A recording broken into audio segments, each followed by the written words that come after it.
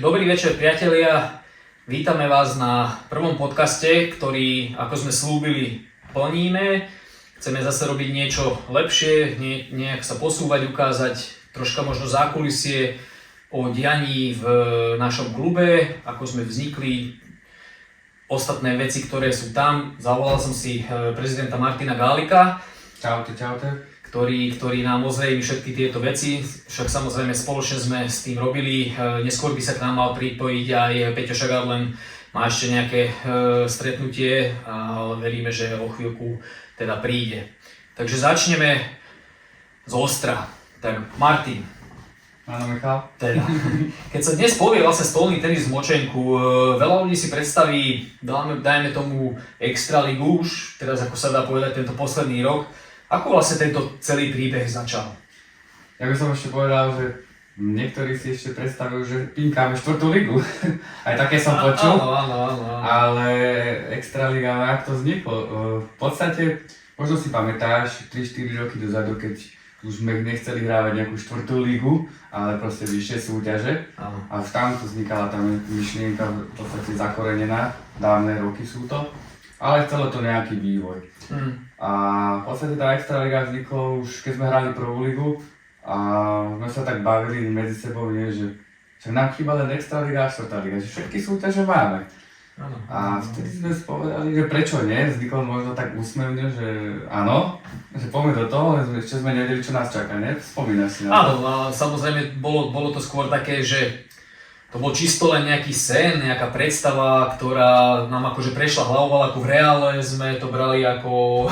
Ako niečo nedosiahnuté. Ako niečo nedosiahnuté, samozrejme a proste Močenku a tu a proste okolo toho sú peniaze, okolo toho sú starosti samozrejme, hráči, zaostarať hráčov, pre hráčov a pre hostí hlavne zaostarať nejaké dôstojné podmienky, to je veľmi dôležité. A v podstate ja som taký detailista, nie? Však to dobre vieš, a takisto aj ty, však, že musí to byť všetko perfektné a hľadáme tam nejaké tie výborné podmienky.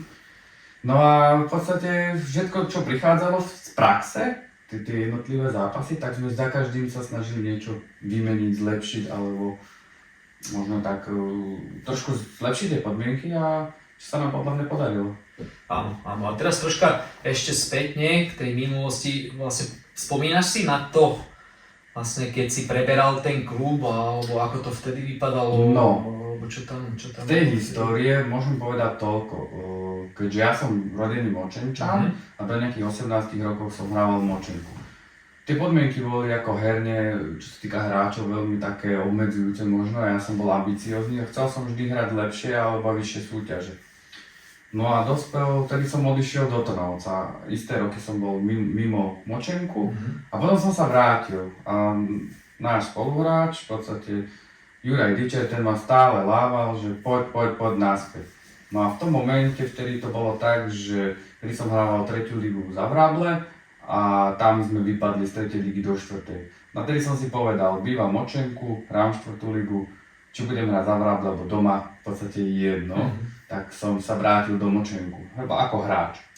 Ale úrovňovo si bol asi na tej asi tej 4. lige. Áno, v tej 4. lige som mal možno, ja už neviem, či nejakých 70% zhruba. Čiže bol si taký dobrý ja som bol v podstate, hráč, áno, kvalitný 4. ligový hráč, bol som v podstate automaticky jednotka Močenku. A kto tam bol v tej dobe? v tej dobe tam bol Norby Konde, Maroš Malík a Martin Malík. V podstate my sme tak tvorili. Áno, vlastne všetko Malíkovci tam boli predtým asi v tom jadre toho močenského klubu, že? Bo ja sa pamätám, že keď si mňa ty oslovil, tak ešte tam bol pán Malík, taká legenda toho močenského. Ale on už nehrával. Nehrával, áno, ale riadil to a samozrejme boli tam Maroš a jeho syn Martin, ktorí veľmi príjemní ľudia, teda ja som ich tak poznal, keď som tam prvýkrát prišiel. Samozrejme taký atypický štýl mali, ale ako bojovali aj o dušu a to sa mi tak ako páčilo, také, tak to tam žilo, hej, samozrejme, no len... Za stolom to bolo vždycky také, jak sa povie, že správne, divoké a potom už mimo stola všetko super, všetko také kľud, paráda. Ale to chcem povedať, že teba som zavolal v roku 2017-18, ja si to presne pamätám.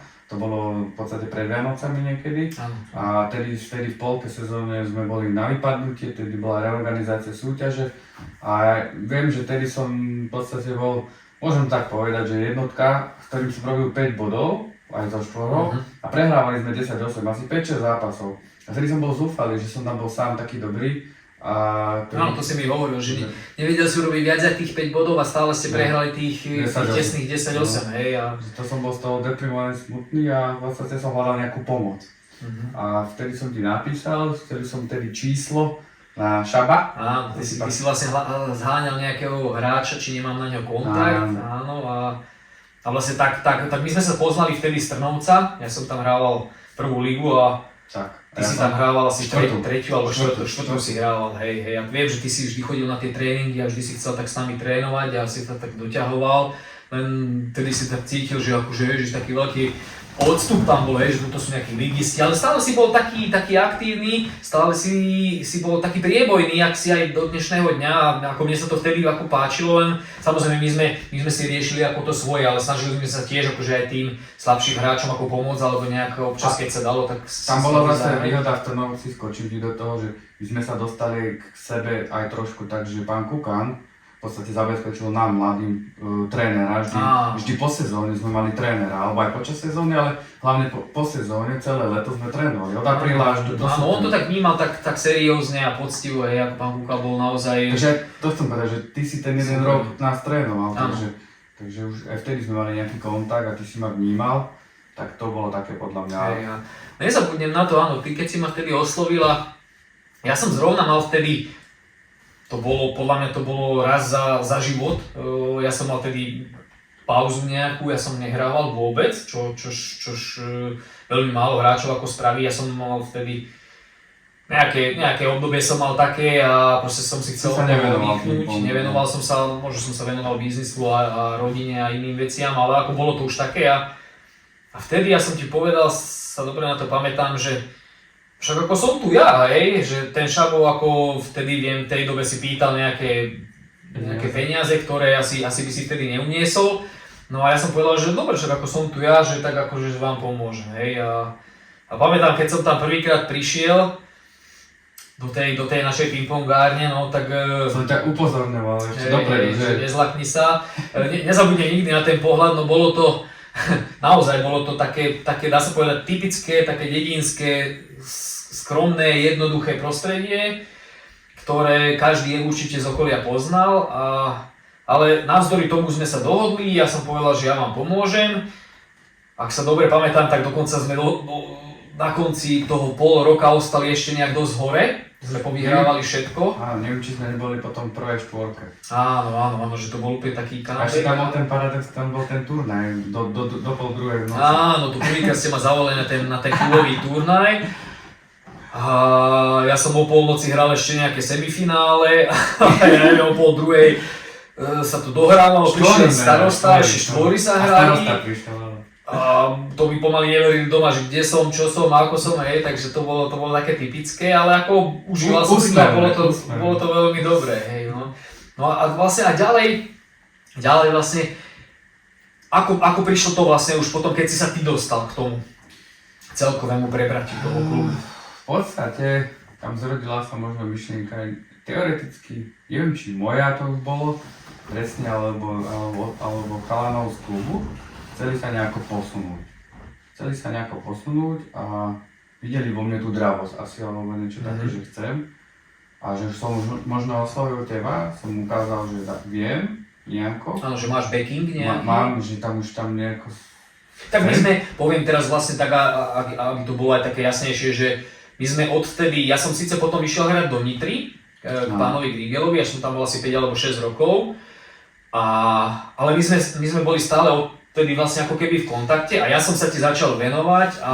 My sme non-stop trénovali. A vlastne sme trénovali, hej. Ja som ťa trénoval, ty si makal, ty si sa snažil a v dnešnej dobe už vlastne žnieš ovocie, ktoré sme si tvrdo vymakali, ktoré si, dá sa povedať, aj ty tvrdo odmakal, aj keď áno, boli tie momenty také, že už si ma nemal rád, lebo som ťa tlačil aj na vzdoj tvojmu egu a tomuto tak ale si s tým bojoval, ako pamätám sa, ale ako to sa mi páčilo, že si bol taký nezlomný v niektorých veciach, ale bojoval som, ale nezdával som bojoval si a zdal a proste si počúval a pre mňa to bolo veľmi dôležité, hej, lebo poznám veľa ľudí, aj ktorým som sa snažil pomáhať alebo niečo s nimi robiť, ale ešte také, potom výhovorky, každý niečo hľadá iné, neprišiel, alebo neviem, no je to ťažké, ale u teba to bolo také svedomité, proste keď sme sa dohodli na minútu, presne si prišiel, poctivo sa to odmakalo, počúval si ma, strašne si ma počúval, že áno, poviem teraz pravdu, že teraz posledný rok, dva je to troška iné, lebo už samozrejme máme tiež rozdelené tie kompetencie, ale viem povedať, že svedomite 5-6 rokov si ma počúval. A mne to padlo ako dobre, ako že si ma rešpektoval, vieš, že si bral to, čo sa ti snažím povedať, aj keď ja som nikdy nebol nejaký študovaný alebo školený tréner, hej, ja som proste len chcel odovzdať to, čo mne bolo dané a s dobrou vierou to posunúť ďalej, hej, a ty si to nasával a to sa mi na tom ako páčilo, hej, a potom postupne si na to tak spomínam, že ty si tam bol a ja som sa ti vždy snažil tiež nejako radiť, pomáhať akože v tom zákulisí, aj keď som tam nebol, ale videl som, že ty chceš, tak to bolo také, že proste ja som ti dával aj tú ako keby odvahu, ja aspoň z môjho pohľadu to tak cítim, že som ti povedal, áno, choď tam, neboj sa, že keď hoci čo bude, ja ti pomôžem, alebo proste máš tam dobrých ľudí okolo seba a proste, že sa to zvládne. Hej. Tam bola tá podpora veľká v pozadí a veľakrát sme sa spolu radili, alebo čo a ako. A už v podstate prvý krok bol, že sme získali 3. ligu zo 4.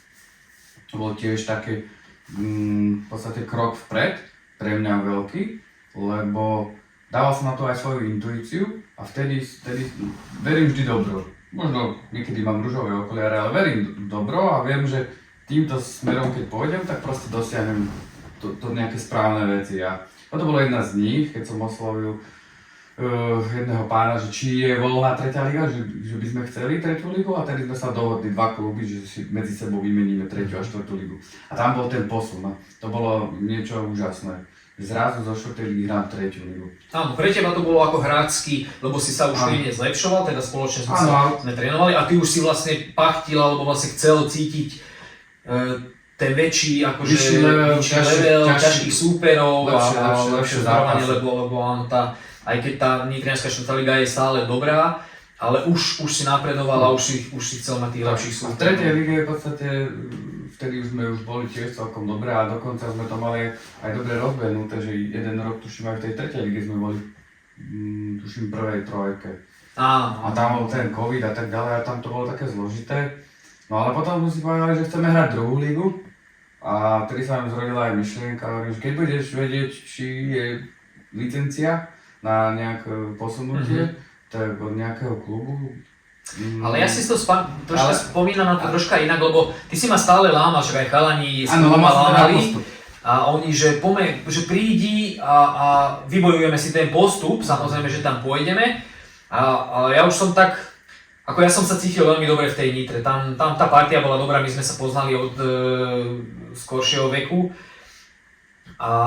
ale cítil som tak niečo vo mne, že lebo poviem tak, že naozaj každý rok ma aj chalani, aj ty, stále to tak bolo, už sa vy ste tam prerobili tú halu, už sa to začalo prerábať, lebo ja som povedal, že skúste ísť najprv touto cestou a potom postupne toto a keď už to bude ako keby pripravené, tak vieme nabehnúť na niečo zase zaujímavejšie a lepšie. Hej. A potom to prišlo, že áno, poďme si to vybojovať, ja prídem ako posila a skúsime postúpiť do druhej ligy. Pamätáš sa? Áno, viem, že áno, skúsiť postup, ale potom si ma upozornil, že možno príde situácia, kedy nepostúpime. Áno, že to zrazu budú chcieť 3 mužstvá postúpiť. Že to môže trvať 2-3 roky, ťažko sa postupuje a potom vlastne ty si mi ponúkol túto myšlienku a ja som ti hovoril však dobre, tak poďme tou cestou, až keď bude niečo, nejaká tá licencia, tak poďme ňou. Ale akože vystrelilo to na prvú ligu, čo som si tiež nevedel predstaviť, že z tretej do prvej. Pamätám to živo, lebo vy ste vlastne nie, že tí všetci tam prišli, že Ježiš došiel Mišo a teraz proste, že nie, že sa povie na postup, ale ja som to vlastne vymyslel tak, lebo bola k dispozícii tá prvá liga a ja som povedal, chlapci, neurobíme tak, ale urobíme to ešte lepšie, opačne, my to preskočíme, budeme to hrať. Vy si to zahráte, zase len nejaké dobré meno pre skúsenosti, dobré meno zase pre tú obec, zase to pozdvihnúť A išli sme s tým tam, že automaticky samozrejme s pokorou už vypadneme, lebo ako...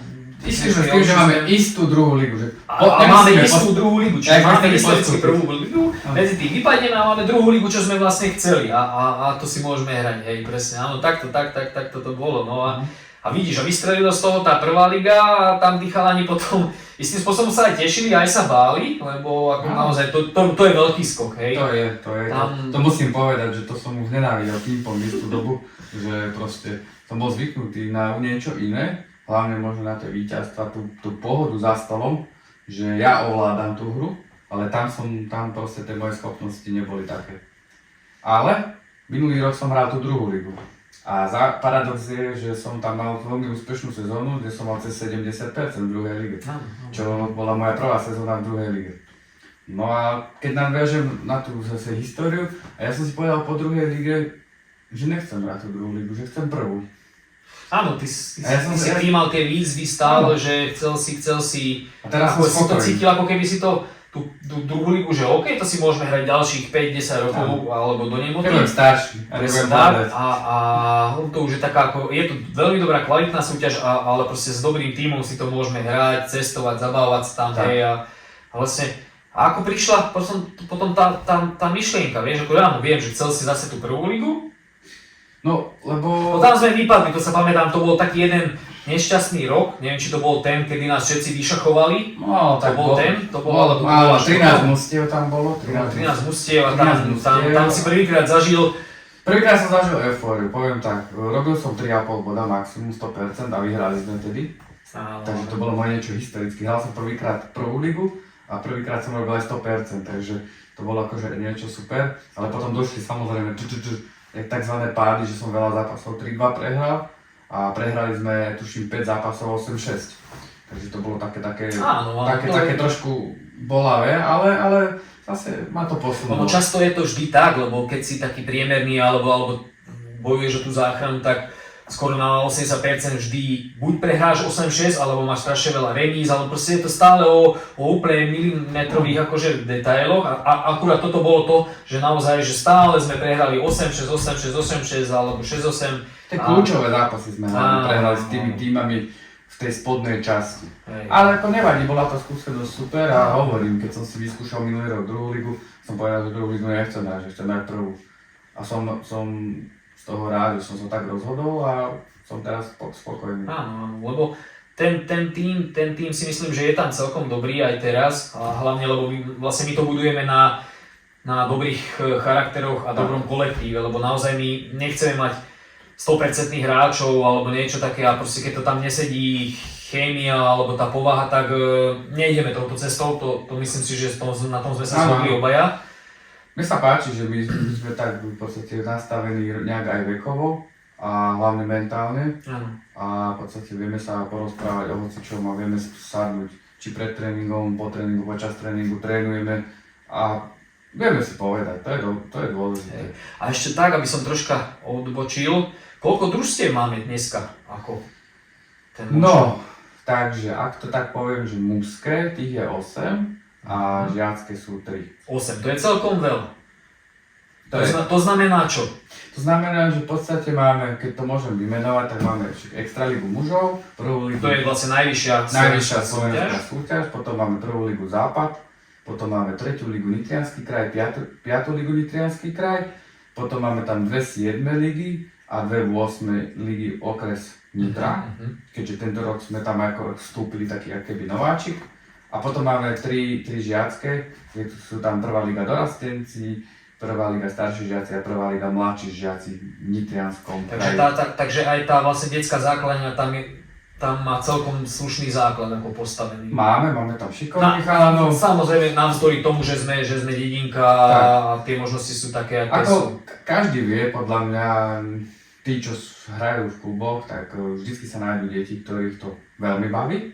A hovorí sa, že z 10 jeden je taký, že fanatik a v podstate aj tu je to tak, lebo tie deti sa striedajú, niektoré to hrajú aktívne a niektoré sú také, že si to idú sem tam zapínkať, že sa idú odreagovať alebo hrajú to popri nejakom ešte futbale. Áno, je to ako keby krúžok alebo vlastne niekde tí rodičia dajú a kým oni... Možno kým to práce, zistí, že ho to alebo baví, niečo alebo také. niečo. Aj tak väčšinou, ja si tiež osobne myslím, že 89-90% tých detí, keď má predispozície od toho daného rodiča, hej, že hráva ten stolný tenis, tak tam je väčšia tá šanca, že aj zotrvá, alebo ono bude viac jesť, lebo tak tam treba chodiť na tie turnaje, treba chodiť svedomite na tréningy, treba sa tomu venovať, hej, tá cesta toho športovca vie, že je dlhá, je ťažká, musí tam byť veľká. Prečo hovorím o tých percentách, že asi 1 z 10, lebo aj u nás to tak asi bolo, možno historicky. To je vždy tak, áno, súhlasím. Historicky, a keď sa aj bavím s ostatnými chalami, čo vedú takto deti, tak tiež to tak je, že proste určití chalani sú, alebo dievčatá sú, že to áno, a určití sa to venujú tak rôznorode. To je ako, pre mňa treba to robiť pre deti a oni si nájdu k tomu nejakú lásku, jak my sme si našli. Ten šport je o tom srdci. Áno. A koľko ľudí dnes je vlastne ako keby v tej organizačnej štruktúre alebo v tých štruktúrach nášho toho klubu? Ja by som tak povedal, že sú to nejaké akéby dve kategórie, alebo tri skôr možno. V podstate 50 je aktívnych hráčov, ktorí pravidelne chodia na zápasy. A ďalších 50 aktívnych hráčov. To je fantastické číslo, keď si to len takto ako povieme, hej. No lebo keď máš 8 mužstiev, minimálne 5 hráčov, to už máš 40, ešte plus doplnky. A plus deti a... Tak, ešte plus decka. A v podstate ešte máme takých možno 20 hráčov, ktorí, že keď nám niekto vypadne, že vieme kombinovať, že dojde, pomôže, príde na zápas a tak ďalej. Takže ono to sú takí poloaktívni, jak to volám, že keď majú smeny alebo niečo, alebo že nejaký rodinný život. A teraz späť k tej štruktúre organizačnej. Vlastne máme tu tam asi nejako rozdelené, že proste je nejaký prezident, viceprezidenti, marketing, tréneri, vedúci tých družstiev, asi myslím, že takto to je. Že ty si vlastne ten prezident, ja som viceprezident, Peťo Šagát je takisto viceprezident plus mentálny kauč a pomáha nám strašne veľa z backingu so svojimi skúsenostiami, ktoré má. A potom vlastne tam sú nejaké trénerské štruktúry, samozrejme, hej, každý kto ako vie, ja napríklad sa snažím ako trénersky pomáhať tej extralige, aj tej prvej lige a potom je tam potom prichádza asi tá tretia liga, že tam je zase niekto, kto to má na starosti, tretiu ligu, piatu ligu asi tak. V každom tom týme som vám dal jedného, ktorý je vedúci mužstva, ktorý má na starosti to mužstvo a poskladať vždycky nejakú zostavu. A vždycky máme skupinu,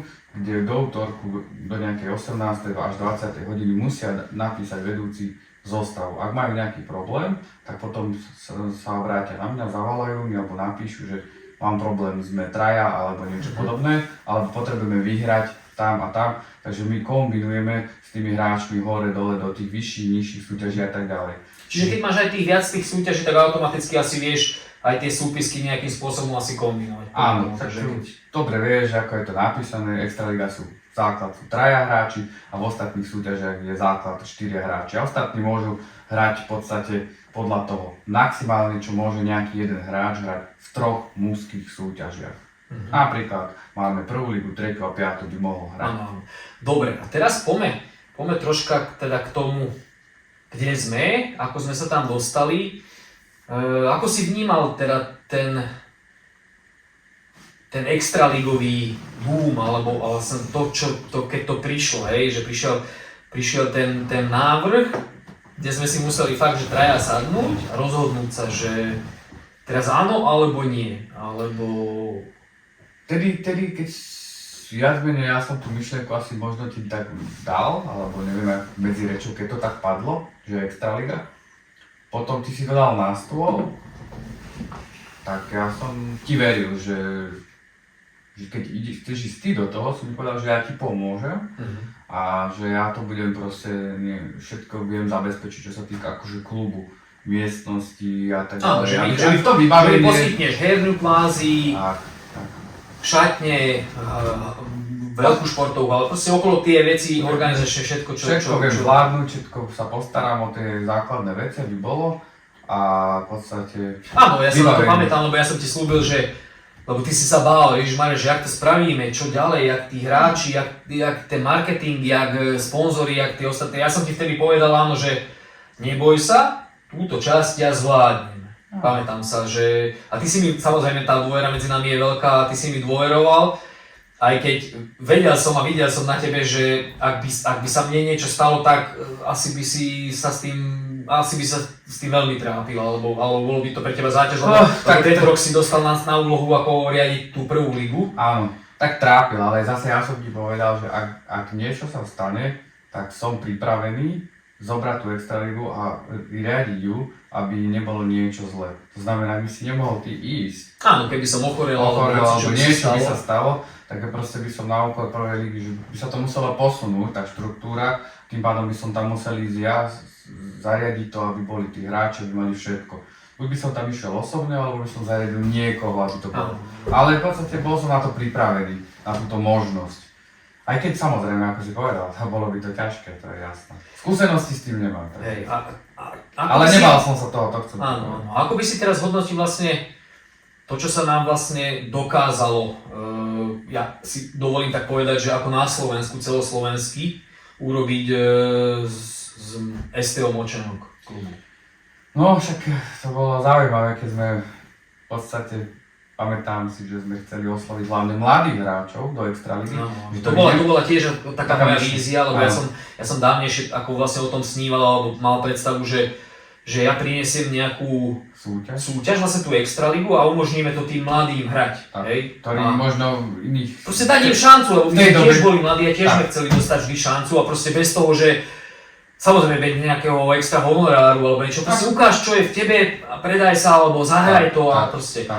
Ale čo tam vzniklo, pamätáš sa, že ak som bol už taký frustrovaný, nešťastný, ja som oslovil 38, aj 50. Dobre, dokopy som oslovoval viac tých hráčov, ale viem, že 38 mladých hráčov, kde už tú mladú škálu som musel natiahnuť od, to ani asi radšej nebudem hovoriť, že do 23, čo už mladí to majú byť od 15 alebo od 14, hej.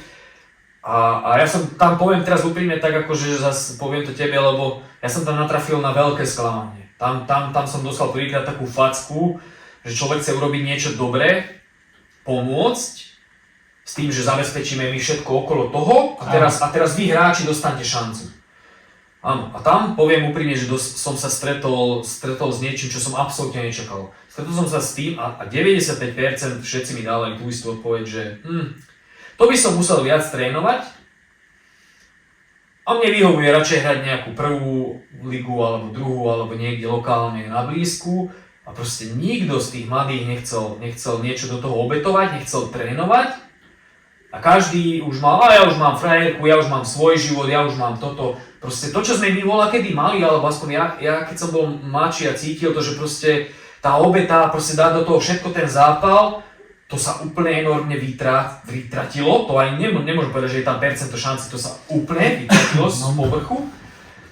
A potom viem, že potom si ma videl takého nešťastného, lebo áno, zobrali sme tú licenciu od Galanty, ako Galanta nás oslovila, či im s tým vieme pomôcť.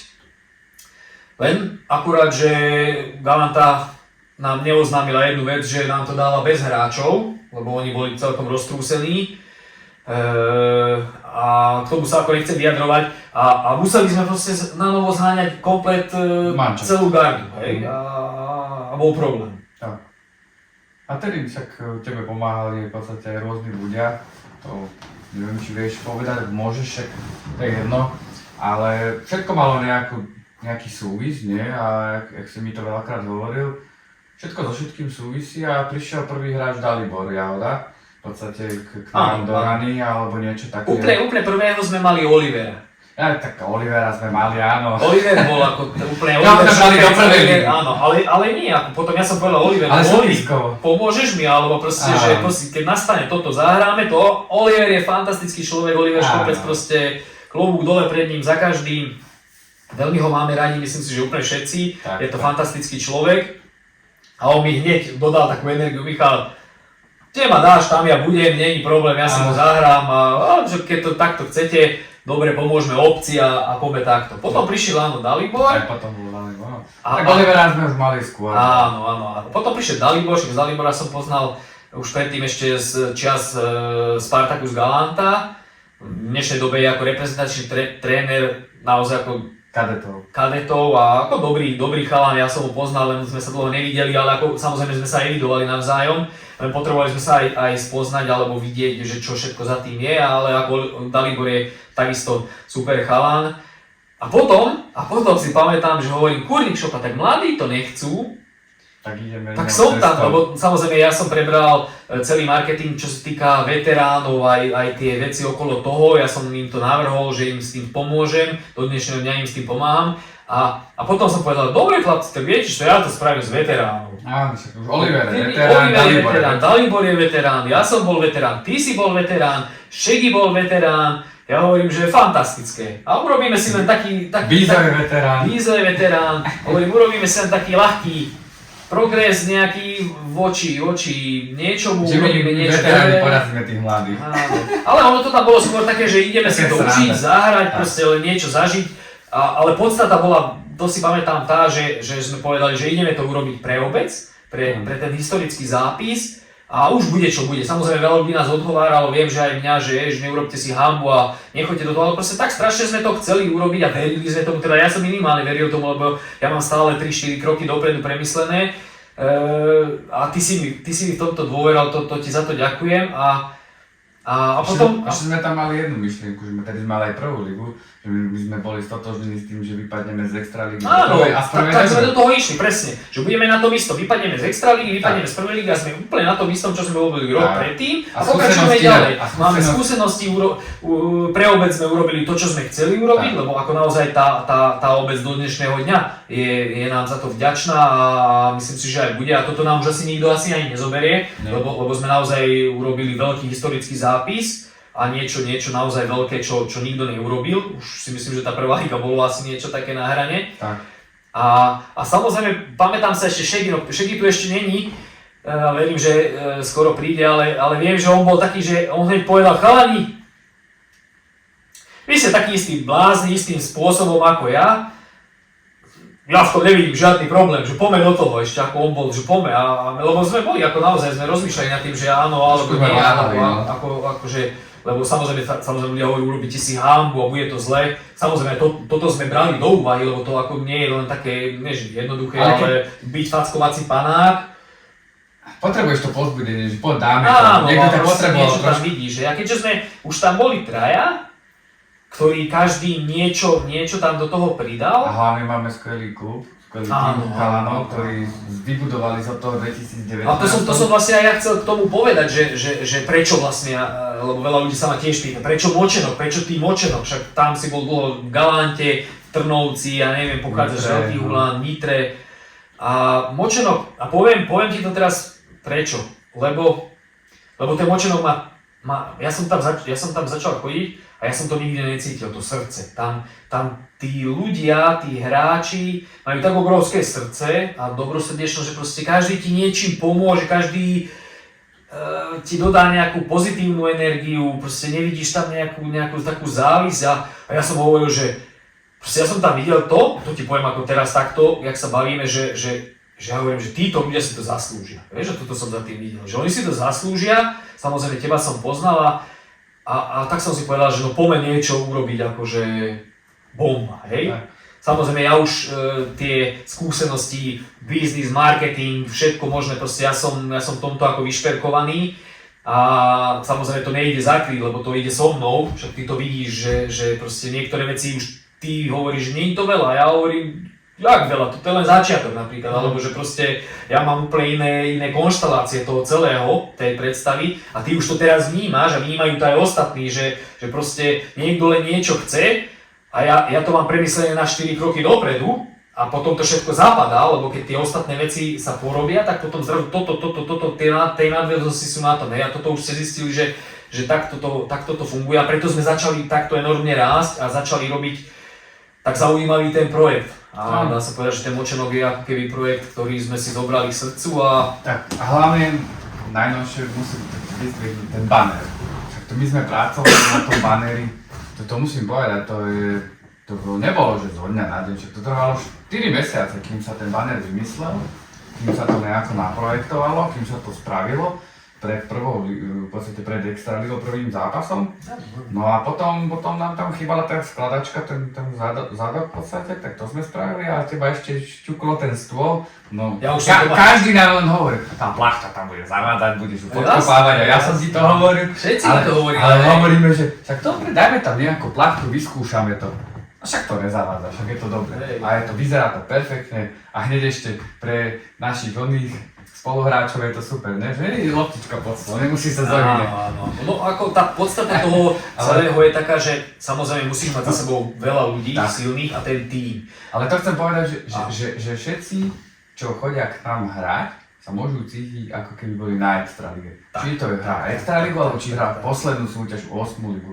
Lebo tie podmienky sú... Áno, my sme im to zvýšili a ukázali sme im, že proste idete s nami a takisto teraz budete... profitovať. A takisto vy z toho môžete mať nie že profit, ale pre nich ako ten pocit... Pocit, no alebo A možno som zle vyjadril, ale Áno, akože dobrý áno. pocit, dobré podmienky. No proste tie podmienky majú také isté, ako má tá Extraliga, tá najvyššia súťaž. Dokonca si dovolím povedať, že ja som to ešte na Slovensku nevidel nikde, takto nadizajnované a urobené veci. To ani ja nie.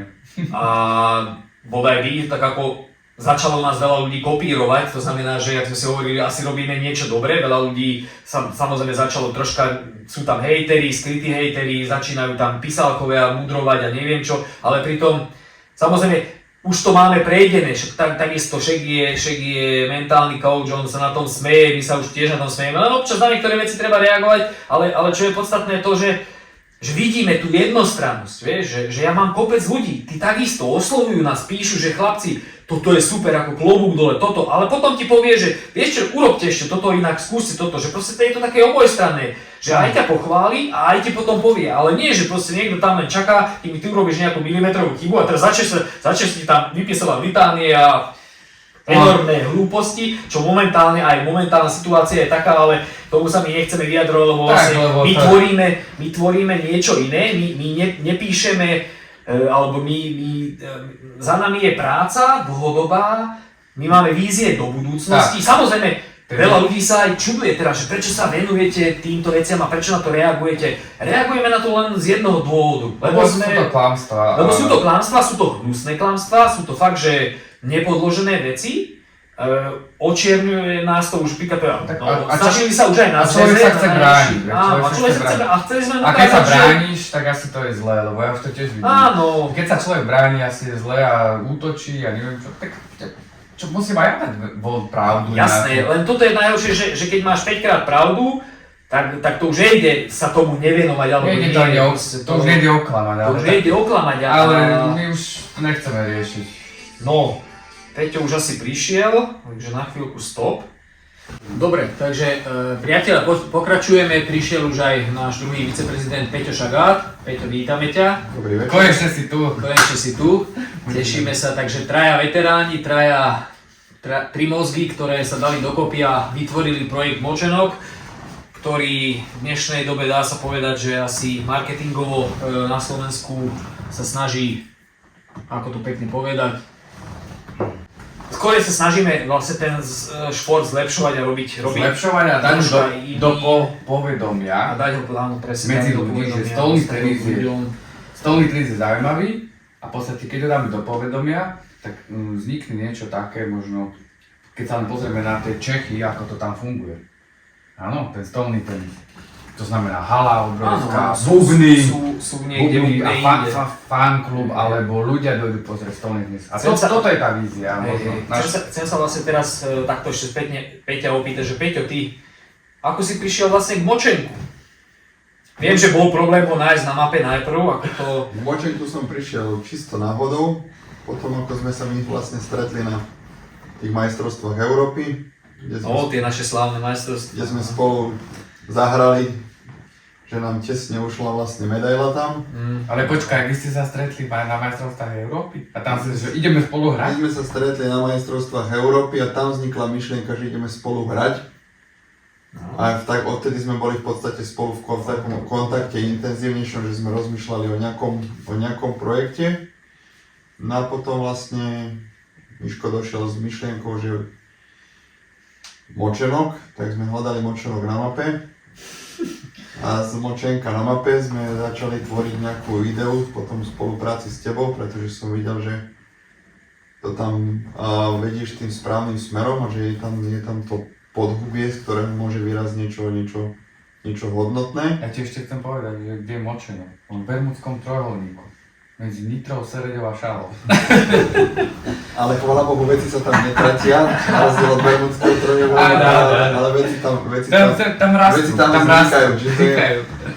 a ešte aj to sme postavili na hlavu, že je tam obrátený ten Bermudský trojuholník. Áno. Tam, kde sa iné veci tratia, tak nám tam niečo vzniklo. To je tak, vieš, tam A v to... podstate cieľom a toho všetkého je pozdvihnúť ten šport. To je jedna myšlienka. Druhá myšlienka je zmeniť vnímanie toho športu na Slovensku, pretože mnoho ľudí sa častokrát opýta, že či sú v tom naozaj aj súťaže. Ale športu stolného tenisu. Stolného tenisu. Ja rozprávam len o stolnom tenise. Ja myslím si, že my hoci máme veľké ciele, tak nerozmýšľame v širokých nejakých megalomanských intenciách. Ale podobné myšlienky. Že my sa netvárime, že demolujeme ligy a pretvárame zemegulu, ale snažíme sa, aby to začali ľudia vnímať trošku inak. Čiže celé, čo ma uchvátilo na tom, v podstate to bolo to, že to ideme robiť inak a že tam je v podstate, je tam tá duša toho, že to nefunguje len na princípe, ako sú ostatné týmy, mnohé ostatné týmy, kde sú kúpení traja zahraniční hráči a že tam neexistuje žiadne pozadie, žiadne nejaké to, čo by tam pulzovalo, to, čo by ten stolný tenis roznášalo. Ako si spomenul, my sme traja blázni, ktorí jednoducho investujeme svoj čas, svoje peniaze, svoju ochotu, svoje nápady a obetujeme svoje rodiny, obetujeme svoj voľný čas, obetujeme svoje zábavy a respektíve svoje nejaké hobby a všetko to venujeme tomu. Hlavne preto, aby sme to dali do toho povedomia a zlepšili to vnímanie. Ty ako, Peťo, aby vlastne ťa ľudia možno viac spoznali, ja keď som ťa spoznal, tak som zistil, tak ja som ťa vnímal ešte kedy z tej prvej ligy, keď si hrával za Bratislavu, za Ister, že? Mnohé roky. Za Bratislavu aj za viac klubov, že ty si hrával aj v zahraničí a všeobecne, keď som ťa spoznal, tak ty si celkom slušná kapacita, dá sa povedať. Myslím si, že aj stolnotenisová nie len za stolom, ale aj za, jak sa hovorí, za tým papierom a za tým ostatným. Ako to je vlastne teda? Tak v podstate ako jediný mám na Slovensku doktorát, ktorý sa týka stolného tenisu. Na fakulte telesnej výchovy a športu a v podstate stolnému tenisu sa venujem od malička. A rovnako som aj medzinárodný rozhodca, som hráč a som aj tréner teda s najvyššou licenciou. Čiže máš najvyššiu trénerskú licenciu? Najvyššiu trénerskú, najvyššiu rozhodcovskú licenciu mám v podstate. A vďaka Močenku už aj najvyššiu hráčskú, takže... A vlastne ty pôsobíš kde? Keď si vlastne není, lebo tiež veľa ľudí ťa zachytilo, že proste mi volajú, že to je to, že Peťo príde štvrtok, zahrá piatok alebo sobotu a v nedeľu letí domov, že ako hovorím, to je profesionál, ktorý to má rád, užíva si to a proste nevníma tie ostatné veci okolo toho, že... Rád lieta, ne? Rád lietam, strašne rád lietam, to je druhá vec, akože lietanie mám... Lietanie som najprv mal rád, potom som mal veľkú traumu leteckú a chvíľku mi trvalo, kým teraz už zase lietam. Ale lietam na tom, že pracoval som na habilitácii v Saúdskej Arabii na Kráľovskej univerzite. Takže, čo sa mi podarilo obhájiť, takže momentálne už máme v STO Močenok aj habilitovaného docenta, ktorý je na športové vedy a výskumný, som aj vedúci výskumu.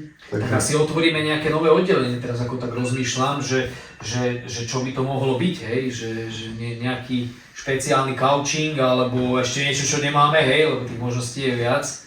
Čiže študoval som tam a pracoval som teda v tej oblasti výskumu nejakom. A striedal som teda na Slovensku a tam. Znamená, že... Bavili sme sa predtým troška o tom, že ako prišli tie myšlienky, hej, že keď sme si sadli a začali sme otvárať tú tému tej extralígy, lebo však vieš, že bol si takisto našou súčasťou, keď sme hrali prvú ligu a aj tieto veci. A A keď sme začali len nadhádzovať troška, že o Extralígu, lebo však aj ty si mal také, že chlapci, že ako poďme tohto alebo takto, však samozrejme boli tam nejaké menšie obavy. Ale viem, že, tak som to asi aj spomínal, že ty si bol ten prvý, ktorý povedal, že bez rozmýšľania, že chlapci to ako bez debaty. To dáme. Ako si to ty vnímal, alebo asi z tvojho pohľadu? Bola to vec, ktorá v podstate, tak ako som vám povedal, že ja sa púšťam do projektov, ktoré sú v živote úspešné, aj v živote sa mi darí, vďaka Bohu. A tento projekt, tam som videl obrovský potenciál práve v tom, čo som povedal, že ja som videl to, s akým nasadením fungujete, akým nasadením sa pracuje v Močenku, ako tam fungujú myšlienkové pochody, ako tam fungujú tie procesy, ako tam funguje vzájomná spolupráca, ochota a tak ďalej. Čiže cítil si tam nejaký profesionálny nadhľad, a nie že nadhľad, ale ten, že dá sa na tom asi niečo stavať, nie? Alebo... Cítil som, že tam je obrovské nasadenie a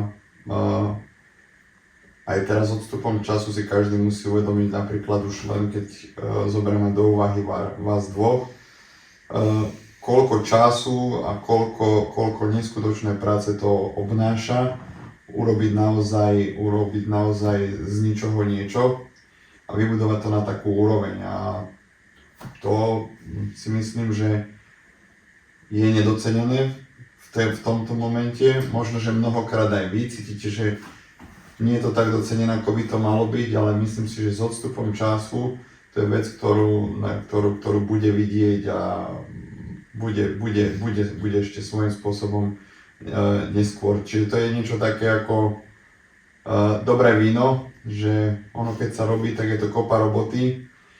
Keď ho ochutnáme ako burčak, tak ešte nie je bohvie čo, ale keď sa to nechá vyzrieť a časom to odstojí, tak potom to má naozaj hodnotu, takže je to... Áno, toto je pekná myšlienka, prepáčte, zastavím, lebo tá podstata toho nášho smerovania, myslím, že v tomto sme sa všetci traja zhodli a aj ten duch toho klubu je tam taký, že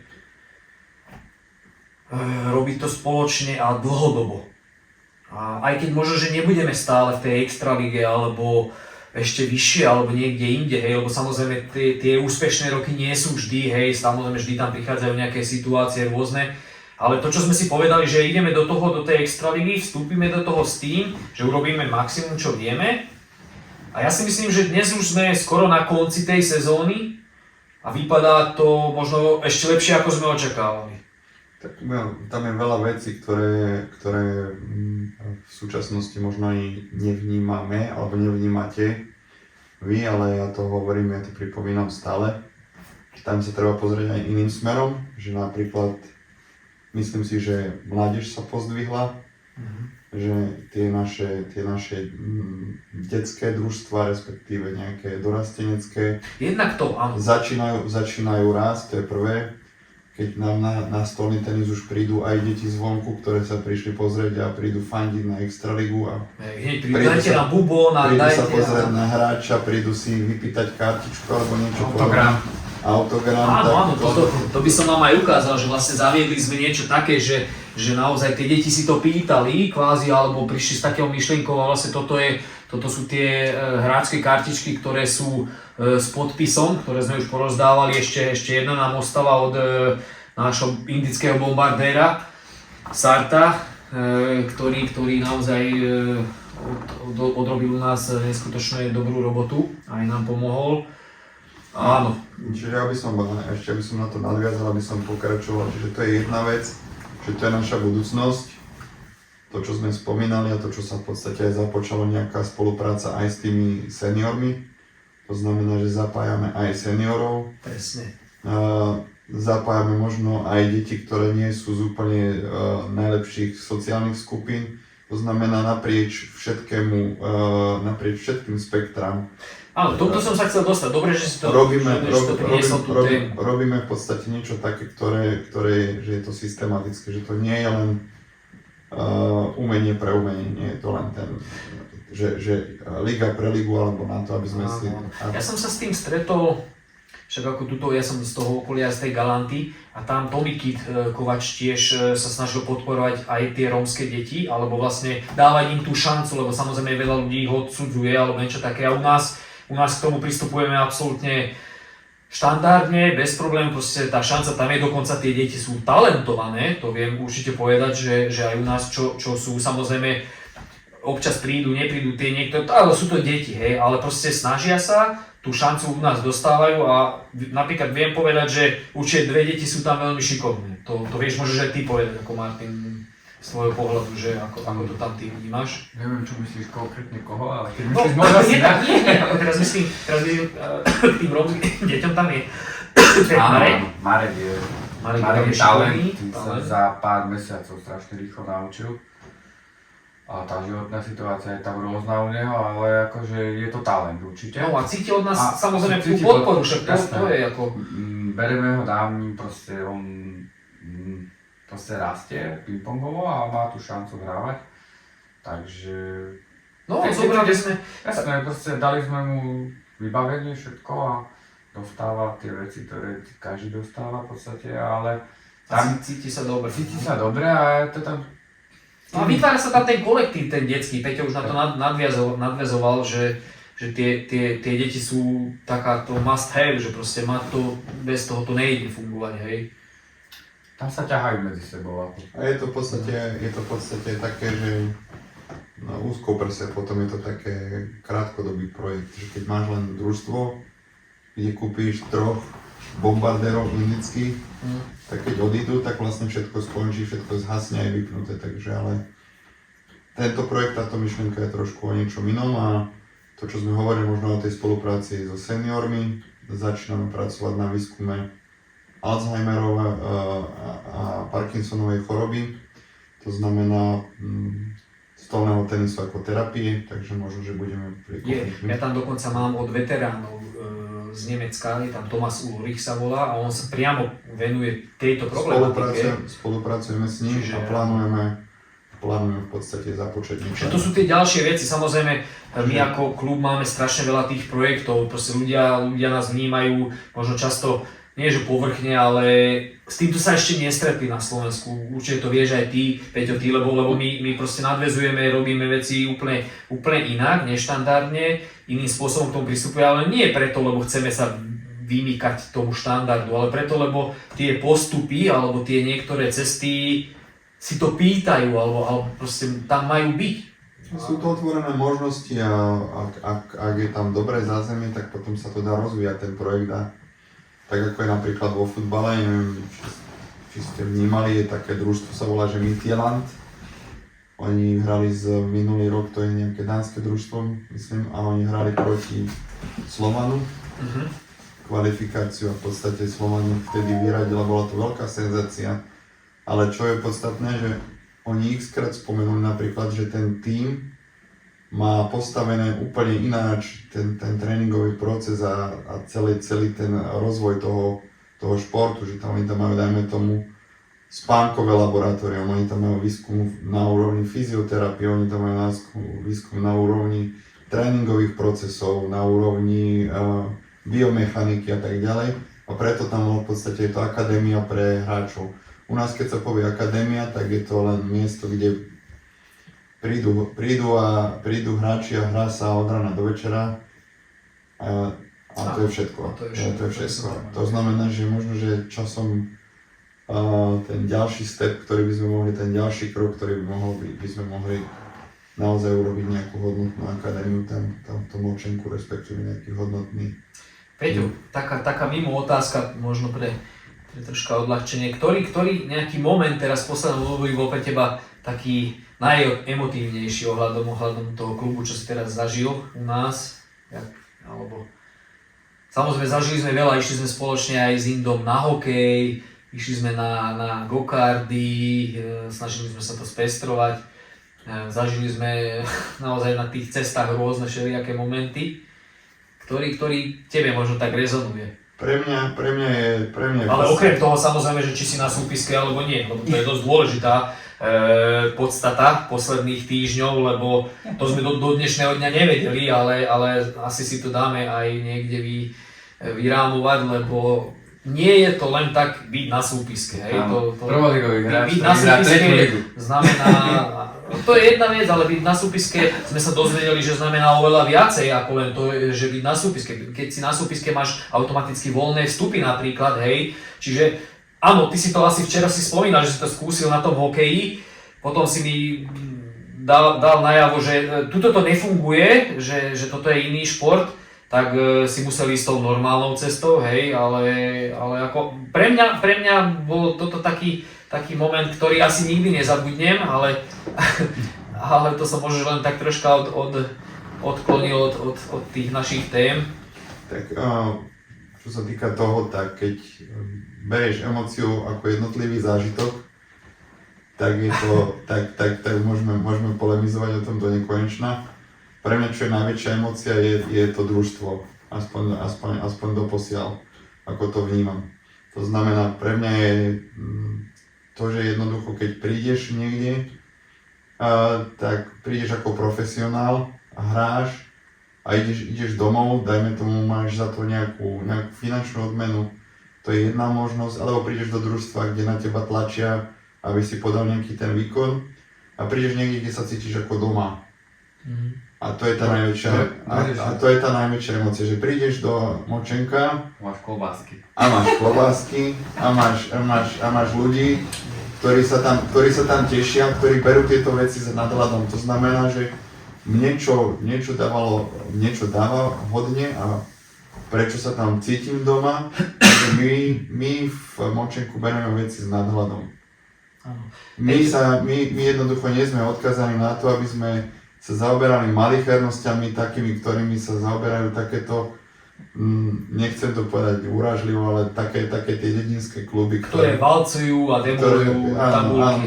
Jednoducho dobre sa chváli samo. Tak. To znamená, nepotrebujeme niekde ukazovať svaly, pretože niekde hovoria ústa, niekde hovoria činy. Peťo, ja ešte tak, prepáč, ešte ťa preruším, že ak si hovoril tak, že žijeme tak rodine alebo tak troška inak.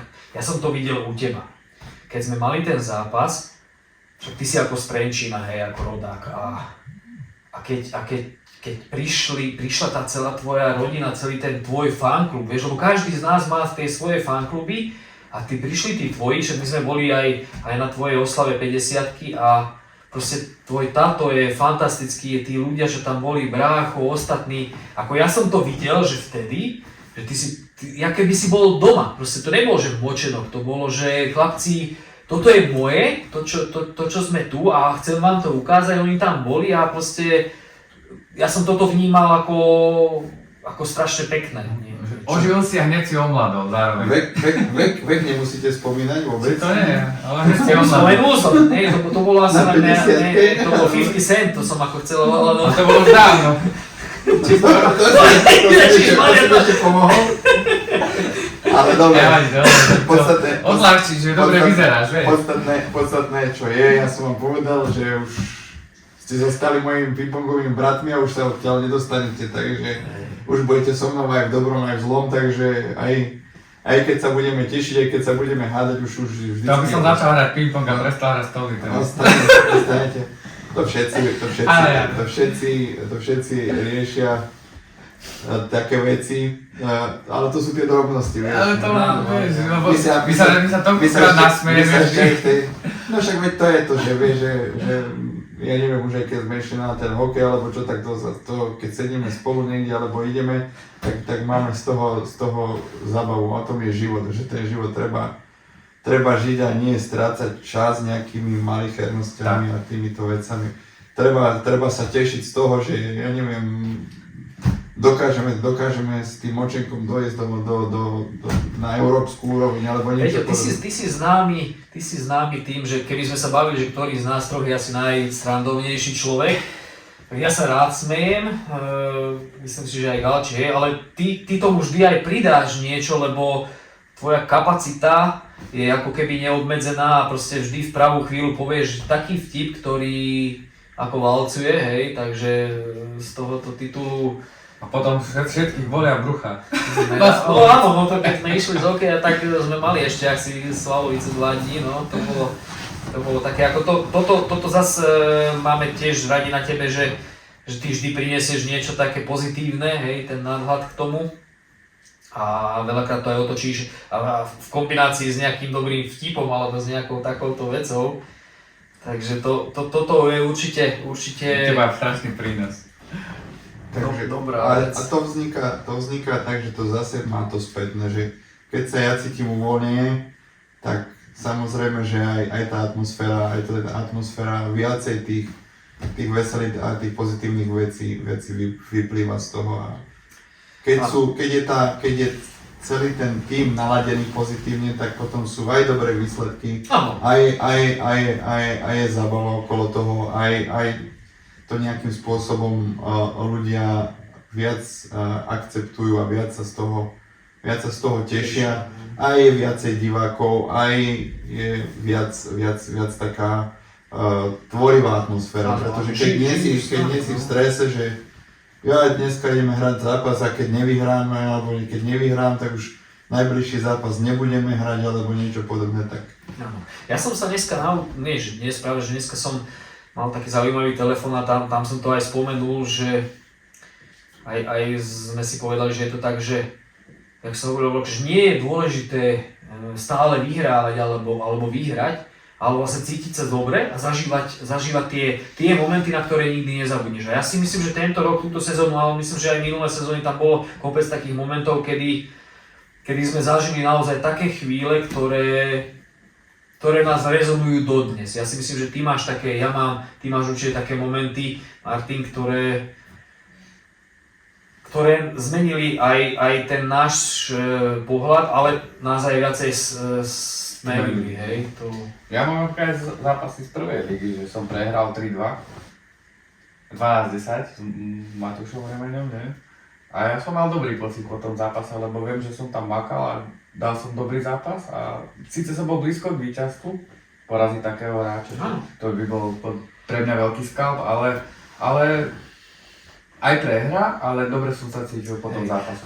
Ale už viem, čo som tým aj chcel vlastne povedať. Chcel som tým hlavne povedať asi aj to, že každý nás aj zo začiatku hneď vnímal, nie? Však ako tam bolo kopec dosť takých hejterských, aj takých všelijakých reakcií, že všetci vás valcujú, dostávate všade na frak a proste čo vy chcete a s tou vašou stodolou a neviem čím. A hlavne keď sme nastupovali my ako domáci. Samozrejme, keď sme nastupovali, prečo nastupujete aj tak, akože sme na stúpiske, nie? Napríklad, alebo hej, nemám rád, keď mi niekto diktuje, čo mám robiť. Áno, to je ťažké, každý robí len tie momenty, a tam sme zažili to, že my sme to dokázali aj tak prežívať a aj tak vnímať pozitívne a pritom sme dostávali naozaj nakladačky, ale čo sme mali dostať iné, však to boli naozaj profesionálne kluby, ktoré už boli možno niekoľkonásobní majstri alebo ašpiranti na titul v tých popredných priečkách, hej, ale toto aj veľa ľudí nám za to akože dávalo tie pozitívne feedbacky, že chlapci, že ak je to možné, že stále máte nadhľad, berete to ako keby ste vyhrávali, hej? A toto je to, čo som spomenul, že nie vždy je dôležité to vyhrať a pachtiť za to výhru. Samozrejme, sme športovci, chceme vyhrávať, ale keď máš inú tú víziu, ako ideme, tak vtedy asi ten pohľad je asi preto ten iný a preto nás inak aj vnímajú a preto vidia, že áno, vy to robíte inak. Môžem vstúpiť do toho. Keď sme hral som ten prvý zápas, to boli v Vyhne, keď som hral, to bol môj prvý zápas v Vyhne. No a tam som hral celkom zaujímavý zápas. A tam sa mi podaril v podstate ten roller dať. Napríklad, presne. No a to je taký úsmevný moment a ešte zachytený z troch rôznych v podstate kamier, z dvoch stacionárnych a ešte z jedna, ktorá proste snímala. A ten moment mi asi už nikto nevezme. Ani počet videní, presne počet videní ako malom. A v podstate to sme sa tešili po zápase. Prehrali sme 4-0, ale sme sa tešili po zápase. A to, že som si zahral extraligu v živote, nikdy som si to asi 5 rokov dozadu nepovedal, alebo 6, že budem hrať prvú ligu a nie ešte extraligu. A to je to, že aj teraz že sme sa tešili z remízy 9-9, musím na to nadviazať, lebo ja sa teším nie z remízy 9-9, ja sa teším po zápase, čo tam bolo. 4-hodinový zápas, kvalitné zápasy, mali sme tam profesionálnu fotografku, mali sme tam teba Teraz sa bavíme o tej tretej líge. Tretej líge, čo sme mali, všeobecne to bolo. Áno, to je vlastne to kľúčové, treba to aj spomenúť, lebo vlastne my sme nepovzdvihli len tú extraligu a priniesli to niečo, ale vlastne automaticky tou kvalitou, čo sme priniesli a tou zmenou a tým hypom, čo sme tam vytvorili, automaticky tie všetky ostatné ligy sme pozdvihli. Ide o to, že tá úroveň. myšlienka, čo bola, ten zápas bol v podstate prvý s tretím, alebo kvalitní hráči medzi sebou si to nejako rozhodli. My sme kľudne mohli, to sú úrovňovo prvá, druhá liga hráči a v podstate hrali sme tretiu, aby sme tam niečo dali tú atmosféru. Dali sme tam super všetko. My sme Áno, tá príprava bola pred tým zápasom taká, proste ja som na poslednú chvíľu musel zohnať lavičke, lebo superi chceli prísť 20 alebo 30. Oni povedali, že ideme tu s autobusom, dajme to do športovej haly, potom my prídeme 4 autami, potom s 3, potom neviem, hej, to bolo... Ale išlo o to, že vedeli sme, že bude dobrý zápas, a je o to veľký záujem. A proste sme na to reagovali a do poslednej chvíle sme to chceli urobiť ešte lepšie dokonca, alebo minimálne tak, ako sa pripravujeme na tú extraligu, hej, lebo okolo toho je veľa roboty, proste občerstvenie, sedenie, rozdelené sektory, rozhodcovia, hlavný rozhodca, Peťo, ty si tam bol, fantastickú robotu si odviedol, 2 postranní, zberači, proste ešte viac vecí ako je, hej, takže to boli veci, ktoré, ja si myslím, že aj chalani majú voči tomu dobré spomienky, lebo... Išlo o to, že sme chceli priviesť ten zápas, aby bol kvalitný a na všetkých úrovniach, lebo predtým sme... video stream sme mali, ja? Nikdy sme neriešili tretiu ligu, alebo niečo, že by bol rozhodca, alebo nejaké skvelé podmienky, nie? Nikdy sme to neriešili, takže išlo o to, pripraviť tie podmienky skvelé pre súpera aj pre domácich. A to išlo. Peťo, chcel si nadviazať? No, skončili sme v podstate, že o čom bol ten zápas tej tretej ligy. Je to v podstate súčasť toho celého projektu, čo robíme, že robíme tie veci trošku inak ako normálne. Bol to zápas, ktorý bol v podstate finálový kvázi, pretože my sme boli tretí a myslím si, že výkonnostne sme na úrovni tých prvých dvoch. A čo potvrdil aj ten výsledok konečný, že v podstate my sme mali niekoľko matchballov v tom zápase, ale principiálne išlo o to, že tak ako hovoríme a to, čo deklarujeme, že chceme pozdvihnúť to povedomie, tak toto pomohlo pozdvihnúť povedomie tým hráčom, že ak sa vás teraz obrazne spýtam, že či viete nejaký iný výsledok z tretej ligy alebo niekoho iného v okolí, tak nikdy v živote nikto nebude vedieť. Ale budú vedieť, že sa hral takýto zápas v tom Močenku. No.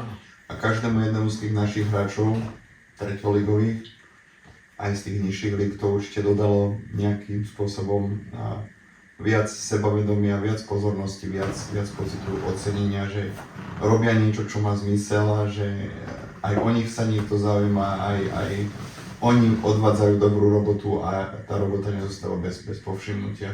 A Peťo, vlastne čo by si ako odchádzal našim podporovateľom, fanúšikom alebo ľuďom, ktorí nás sledujú, že prečo by im vlastne mali prísť na ten zápas alebo nás sledovať? To, čo si ešte by som sa vrátil jedným krokom k tej extralige, čo si hovoril o tom, že v podstate, že nie sú podstatné víťazstvá len alebo tak. Záleží, aké máš cieľ, čo je pre teba víťazstvo. Myslím si, že pre nás je už obrovské víťazstvo, že sme tú extraligu dotiahli do toho Močenku. Presne. A každý jeden zápas, ktorý tam odohráme, je obrovským bonusom, obrovským prínosom. Ďalej aj to, že to, čo spomenul aj Martin, že my vlastne ťaháme tie spodné ligy, pretože neviem, či vy ste to tak vnímali, ja neviem, ako tí mladenci hrali predtým, ale máme tam toho Filipa, Vinca, Mira Machalika, Martina Lenčeša, tak mám taký pocit, že tí hráči rastú s tým, ako rastie tá súťaž. To si dobre trafil, hej. Výkonnostne rastú. Sú motivovaní, viacej chcú trénovať? Viacej chcú trénovať a už je tam aj to, že je tam tá túžba hrať, že minulý rok nemali tú túžbu, že my by sme chceli hrať prvú ligu alebo čo. No tento rok už máme vypredané na prvú ligu. Tento rok je už boj o to, že kto tú prvú ligu pôjde hrať. No. A to, čo ste spomenuli, že keď budeme my hrávať do smrti v 8. lige a budeme mať 100%, tak nikdy v živote výkonnostne neporastieme. Ani motivačne, nebudeme mať chuť, ani výkonnostne, pretože keď budeme stále hrať s hráčmi, ktorí sú slabí, tak nemám šancu napredovať. Takže ja si myslím, že je hodnotnejšie zahrať zápas s Xie Cong Fan z Číny, Napríklad, presne tak. ktorý hral 2 týždne predtým na majstrovstvách Ázie s Malongom, a mať v portfóliu, že som hral s takým Čiže my sme toto zažili, áno, že? My sme toto zažili live, keď Vidrani priviedli ho v plnej kráse a doviedli ho 2 týždne keď sa dá ešte vytrekovať ten... Áno, potom jak hral vlastne s Malongom 3-1, keď prehral. Tak si myslím, že čakať, že príde sem hráč čínsky špičkový, ktorý bude hrať močenku Extraligu proti našim hráčom je viac ako málo pravdepodobné bez toho všetkého úsilia a myslím si, že odtiaľ je tam. Čiže tu asi nadväzuješ aj na to, že vlastne prečo prísť. A prečo prísť? Dobrých hráčov, prečo prísť? Pretože myslím si, že vidieť takých hráčov je hodnotné, zažiť tú atmosféru je hodnotné a naozaj je tá pridaná hodnota toho, že byť súčasťou niečoho. Že všetci tí, my dávame všetkým tým hráčom aj tým fanúškom pocit, alebo vytvárame také vnímanie toho, že sú súčasťou toho. A to je podstatné, pretože keď to budeme do smrti robiť tak, ako sme povedali, že zoberieme 3 Poliakov, ktorí vyhrajú Extraligu a dobre. Napríklad, hej. Čo je tá pridaná hodnota? Čo je tá pridaná, presne tak. Nič to pridaná hodnota, tých ľudí to tam nepriťahne. A ja si myslím, že ak budeme robiť ďalej, týmto spôsobom a týmto tempom, si myslím, že bude chodiť viac a viac ľudí, pretože je tam obrovský diel tej práce toho marketingu, tých ľudí pritiahnuť, aj keď v našom ponímaní ešte momentálne ten marketing je o ničom, pretože keď si napríklad zoberieme hokej, tak na tom vstupnom, dajme tomu, na tom hokeji vyberú na fungovanie toho klubu aspoň čiastočné krytie toho klubu, kdežto na tom stolnom tenise ale my sme zažili teraz niečo a dosť veľa ľudí na to reagovalo, že by nás to malo ako vytrhnúť z biedy alebo vlastne urobiť nejakú revolúciu. Nevyšlo to, kúpili sme z toho asi len 7 loptičiek, ale už máme aspoň niečo, čím vieme podporiť tú mládež a veríme, že možno, že na ďalšom zápase, dokonca teraz vy ste to nesledovali, lebo ja som to dával dokopy, lebo sme to brali ako to vstupné, sme dali ako dobrovoľné gesto tých ľudí, že ako nech ukážu, že im na tom športe záleží a že ho chcú podporiť, lebo samozrejme tam nie sú sumy 10, 15, neviem aké eurové, ale proste to je 2 eurá alebo hoci koľko je ochotný ten človek dať na tú podporu. Dokonca na druhom extraligovom teraz zápase sme vyzbierali, presne poviem to radšej v loptičkách, vyzbierali sme 9 loptičiek, že sme už kúpili deťom, čiže už majú 7 a 9, už majú 16 loptičiek plnohodnotných bielých, s ktorými môžu hrať, čiže ten progres tam je, hej, tie deti už majú s akými loptičkami hrať, ale stále vidíme, že ešte stále to chýba, tam chýba troška viac toho, ale ako si aj ty spomenul, možno aj ako aj ty vidíš, my ideme postupne, aby to dávalo hlavu a petu a možno, že raz kúpime aj 30 loptičiek. Nejde tam o tom možno ani, aby sme kúpili tých 30 loptičiek, ale keď si zoberieš, že samozrejme, každý iný šport, ktorý máš, či je to futbal, či je to volejbal, či je to basketbal. Všade, kde prídeš, všade je vstupné. Ja viem, ja chodím s cerkami na tanečnú, tam len 15 eur zaplatíš ako rodič. A tam to berieme ako samozrejmosť, pretože tí ľudia, ktorí tam prídu, tí hráči, tí tam odvádzajú nejaký výkon. Tak. A nikto nepochybuje o tom, že keď ide do kina, tak platí automaticky. Parkovné, keď ide na parkovisko, tak na parkovisku nič nemá, tak aj tak platí tak si bez problémov zaplatí. Takže celá tá myšlienka v podstate, čo som ja s tým chcel povedať, že je za tým strašné penzum práce a robíme to dobre a verím, že to pritiahne ďalších divákov, pretože už teraz sme mali všelijaké občerstvenie, mali sme pripravené aj súťaže, aj tak.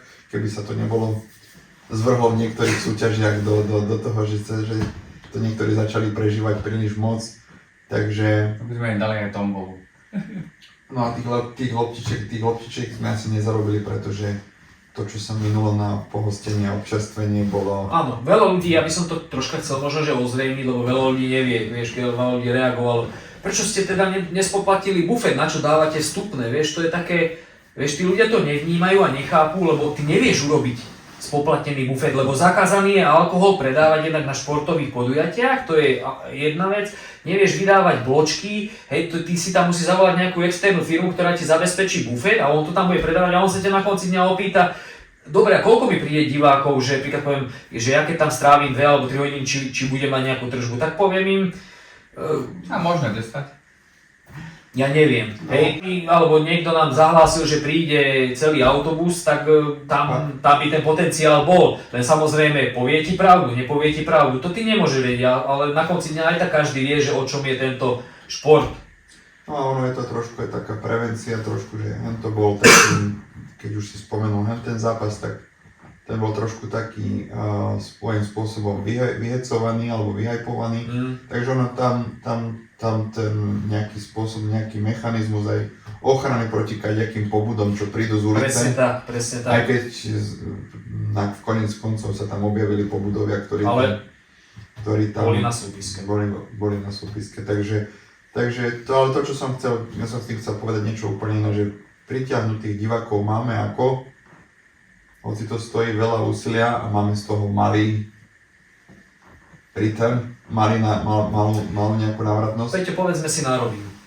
Máme z toho, tam nie je, že malý return, je tam v reále mínus. No je tam v reále, je tam obrovský. Lebo keď sa to nepovie, lebo ten mínus tam je obrovský mínus. Obrovský mínus, pretože nikto tam nepočíta ten čas, čo stojí príprava tej haly, upratanie po tom zápase, urobenie tých príspevkov, chodenie za sponzormi. Dizajner, marketing, fotograf.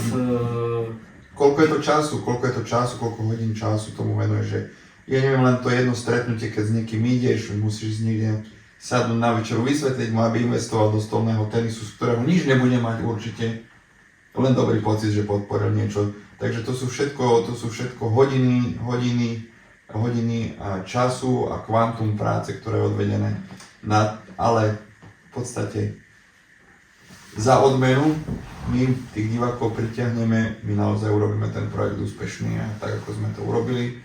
A teraz keď sa pozrieme dozadu, tak si myslím, že môžeme si dať jeden obrovský potlesk a podať si ruky, pretože sme dokázali niečo, čo asi dokázalo veľmi málo ľudí doposiaľ v okolí. Že sme neurobili len to, že sa tam hrala Extraliga, ale sme tam jednoducho naštartovali ten mechanizmus.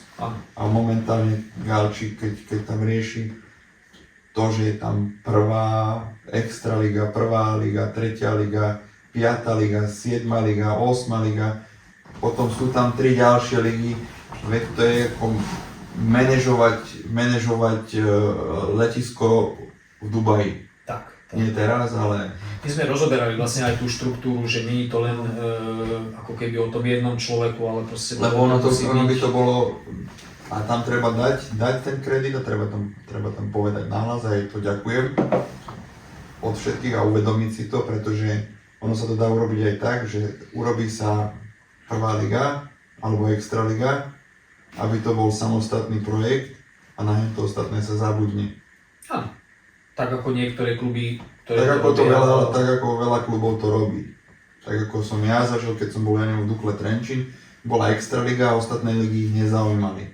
Ostatné ligy nikto nepodporoval. Áno, toto je tiež veľmi dôležitá vec, že... My sme sa museli starať sami o seba. Pre mňa, keď do toho klubu prídem a vidím, že sa tam rozkladajú veci, tak je to automatická prevozovka, že idem pomáhať rozkladať stoly alebo niečo podobné. Že sa nepýtam, že skôr prídem to, ako mám pomôcť. A myslím si, že aj to sa nám síce pomaličky, ale darí aj toto vnímanie tých ľudí, že dosiahneme to, že budeme fakt ako jeden celok, že nenechám tam, ja neviem, po zápase neupratané alebo niečo podobné. Áno, toto by som teraz chcel presne dať slovo Martinovi, že tu treba tiež spomenúť, že on to srdce v tých ľuďoch stále ako keby nie že živil, ale on im veril. On to tam stále presadzoval a takisto sa voči tým ľuďom aj snažil akože správať, hej, že keď mu pomohli, on sa im snažil pomáhať, lebo nie je naozaj jednoduché ukočírovať 50 aktívnych hráčov, ktorí každý Má svoje nálady, má svoje požiadavky, svoj život, každý chce hrať tú svoju danú súťaž, hej, a každý na to tlačí. Každý má svoju predstavu, samozrejme vidí, že tam sú ďalšie vyššie súťaže, tak on sa chce zlepšovať, on si zaplatí sparinga, chce tam dojsť, požiada nás, napríklad zatrénite si, alebo proste niečo také. A toto si ty dlhé roky aj budoval, alebo aj riešil s tými ľuďmi, že? Tak áno, vždycky majú takto. Ja už tieto skúsenosti mám z iných klubov. Ako sme sa bavili, že som hrával aj v iných kluboch a v podstate je to najlepšie, ako keď sa niekto chce posunúť ako mladý, alebo to je jedno aj mladý, starý a osloviť toho skúsenejšieho hráča. A ten, že poď si so mnou zahrať, poď si so mnou zatrénovať alebo niečo také. A tu možnosti majú, lebo ja si pamätám, keď som ja vyrastal v klube, tých možností som nemal, tak sme sa bavili na začiatku. A teraz tí hráči majú obrovské možnosti rôznorodých hráčov a rôznej kvality. A môžeš si vyberať. A myslím si, že keď teba niekto osloví, alebo mňa, že dohodne tréning, tak myslím si, že nie je problém. Ja si pamätám, že ja keď som bol mladý, ja som musel byť za trénerom alebo za niekým, ale som musel čakať, prosiť v úvodzovkách, proste byť trpezlivý, že môžem si s vami zahrať, pán tréner, môžem si s vami zahrať a proste som čakal a na svoju príležitosť a zahrali si so mnou, ale to je aj trpezlivosť niekedy. Takže tí ľudia majú možnosti, už je to len o nich, či chcú a koľko chcú dať, ako keď si sa aj bavili o tej extralígy, že tí dajme mladým, že oni nechcú trénovať. Že u nás v klube majú možnosť a je to na nich. Ako sa k tomu postavia. Áno, lebo vlastne my máme aj tie ďalšie spolupráce, že takisto vznikol potom kvázi projekt alebo predstava priniesť zahraničného hráča. No, hej, ale v tom veľmi tiež pomohol. Vlastne toto nebol ľahký krok, to poviem takže za seba aj za možno celý tím. Dosť nám v tom pomohol aj Tibor Bednár, ktorý má tiež medzinárodné skúsenosti, či trénerské, či hráčske, ako bol dlhú dobu pôsobil aj v Amerike, aj vonku v Indii. Ti chcem povedať, že ja tú myšlienku rodím stále, že nejakého takéhoto kvalitného hráča dostať do klubu, respektíve myšlienka, aby mohli mať dvojité štarty, aby ten stolný tenis na Slovensku troška chýba. To nám chýba, lebo moja myšlienka je, aby sa pozdvihol ten stolný tenis. Keď príde kvalita hráčov, tým pádom príde možno ten marketing, to znamená telka, sponzori a tak ďalej. To bude proste, ale to chce vývoj. To znamená, toto by bolo niečo prvé. A keď Tibor nám v podstate povedal, že mám takéhoto hráča, kvalitného, tak hovorím si, že poďme do toho. A v podstate som s tým bol už uzrozumený dávnejšie, že ja to chcem. A chcem, aby sme takéhoto hráča mali my, kvalitného hráča. Samozrejme, ono možno veľa ľudí alebo poslucháčov nevie, že ako to funguje, títo zahraniční hráči, ono to nie je celkom jednoduché. Samozrejme, treba tam vybaviť tie víza, treba iné veci okolo toho povybavovať, hej. To myslím si, že je zložitý proces na dlhšie, ale keďže toľko času možno tomu nemáme venovať, ale v podstate nám sa to podarilo a teraz, čo vieme, by ho chceli všetci zrazu, lebo je to kvalitný hráč, dobrý hráč, ale akože je to náš hráč, takže. No, čo sa týka toho, čo sa týka ešte aj toho, že v podstate tí hráči, čo si ty hovoril o tom spôsobe tréningu, aj tým, že prinesieme, máme tu extraligu, tak veď to sa teraz reálne dialo, že skončil zápas a prišiel hráč a pýtal sa ho, ako hráš ten servis, ukáž mi a tak ďalej. To sa nikdy v živote nenaučí a pochybujem, že by išiel niekde v Ostrave alebo niekde inde, že by si prišiel po zápase za hráčom a povedal, ukáž mi, ako hráš tvoj najlepší servis alebo čo. A u nás ukáž mi raketu. Ukáž mi. Teraz si trafil veľmi presne, lebo u nás máme nejakých mladých chlapcov a vlastne bol tam doba, že ja som tam bol, niečo som tam riešil a došla mladá skupinka, prepáč, že som ťa prerušil a on tam ako začal ako trénovať, hej, on tak skúšal, jak nás videl, hej, oni kopírujú tí, čo my zhruba robíme, však toto je ten progres toho celého.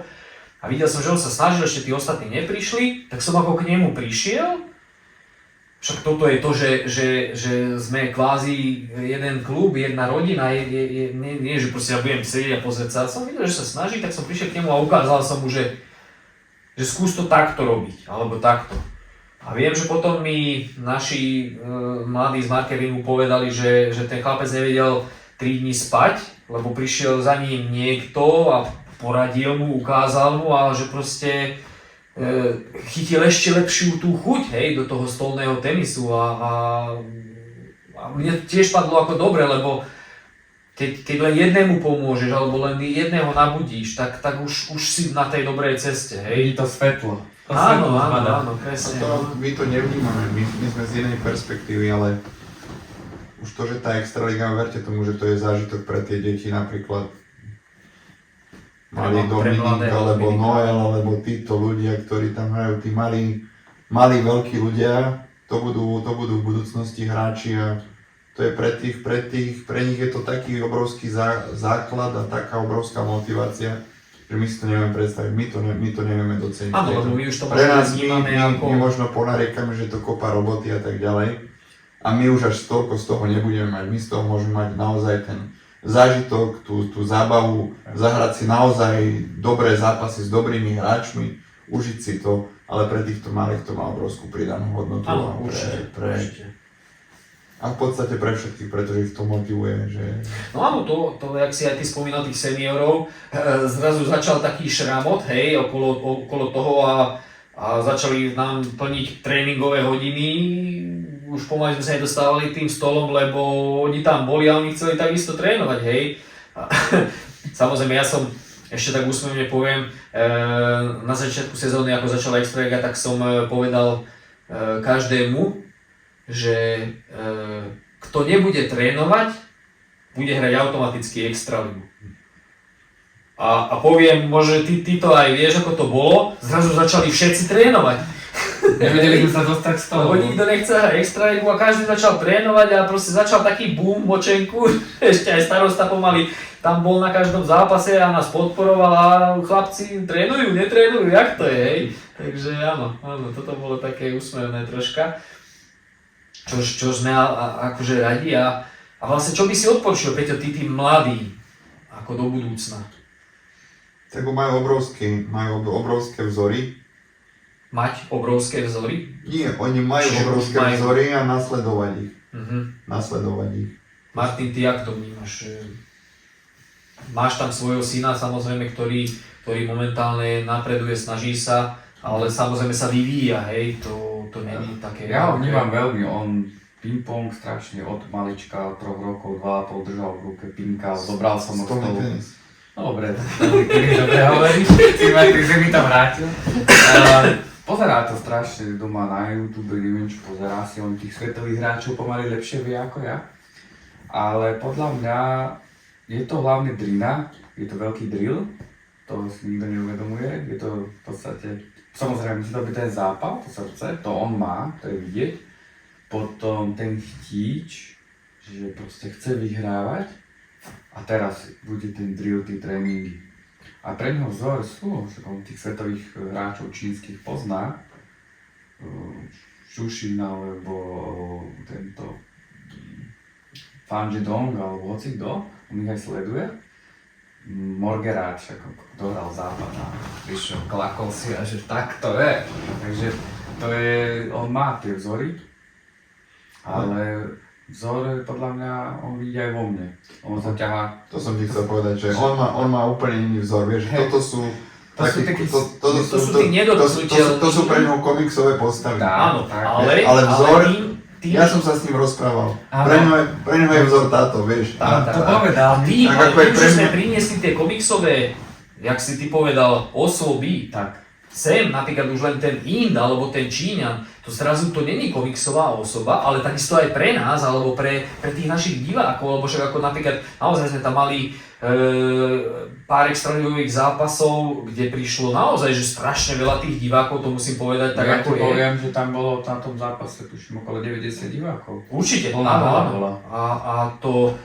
A tam ja si myslím, že to takisto každý má nejaký ten sen, nejakú tú predstavu a či je to starší, či je to mladší, ja to vidím aj na tých našich skalných, tých starších, ako tí tam prídu a pre neho to je takisto ako pre nás komiksová ako keby osôbka, ktorá teraz on tam vidí, že on zahrá bombu jednu, druhú a z ničoho, z takej nízkej, ktorú on by možno že len sekol a ten zahrá bombu krížom alebo po lajne, tak ako pre nich to ani v telke nevidíš, nie? Že ešte na tomto, hej, na to. A hlavne oni chcú, aj o tom ešte, oni to chcú zahrať tiež. No jasné, toto Že je, ja sa si pamätám, že zlepšovať. si bola kedy videokazety Povedzte mi úprimne, keď tam aj vy vidíte niekoho, že zahral, keď pozeráte na ten zápas, že to neskúsiš na ďalší. Jasné, veríš tomu, na že to ďalší zahráš. zápas. Roman má... A ja som taký, Skúšaš, keď to niekto zahrá iný pohyb tou rukou pri non-serve, to je v podstate... No ja som mal dlhé obdobie, že keď som furt s tebou hrával, tak už som si tam chcel dávať tú trávu, samozrejme, ale... Ešte nie.